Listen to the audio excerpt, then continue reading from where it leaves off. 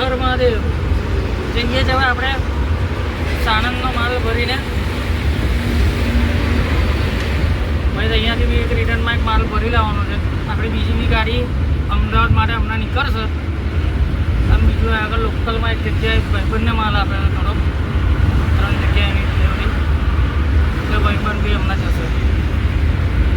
ચાલો તારે બન્યા રહેજો બ્લોગમાં. પાછળ એક પેલેટ છે અને આગળ 3 કાર્ટૂન છે. આ 3 કાર્ટૂન તો આપણે નહીં ખાલી કરવાના, આપણે બીજા એક ભાઈને આપી દેવાના છે અમદાવાદમાં. હા, આપણે તો ખાલી પાછળનું પેલેટ એક ખાલી કરવાનું. ફટાફટ જઈએ.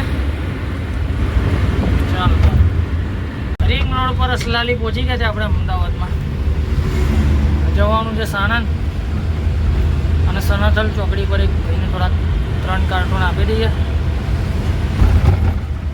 અને પછી ત્યાંથી સીધા નીકળી જઈશું આપણે સાણંદ. ટ્રાફિક છે થોડોક હવે અહીંયા આગળ, તો ચોકડીના લીધે હોય થોડો. હા, આપણી ગાડી નીકળી જશે પંપમાંથી. ચાલો તારા પહોંચી ગયા આપણે સાણંદ જીઆઈડીસીમાં.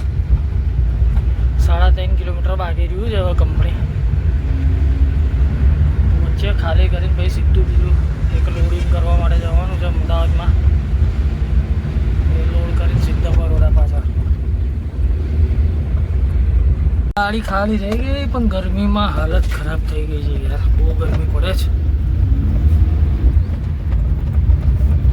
ચાલો હવે સીધા લોડિંગ કરવા માટે જઈએ છે અમદાવાદ સિટીમાં. ગેસ ભરાઈને લોડિંગ કરીને નીકળી ગયા છે.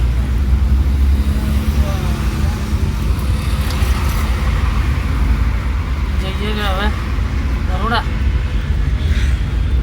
ગેસ બી ઓછો થઈ ગયો હતો ગાડીની અંદર એટલે પુરાઈ દીધો. રોડ પર છે અત્યારે ચાલીએ છે પણ અમદાવાદના રિંગ રોડને તો ખરેખર છે ને સિટીનો રસ્તો જાહેર કરી દેવો છે. ટ્રાફિક જ એટલો હોય છે ને. ચાલો તારે મળીએ આગળ.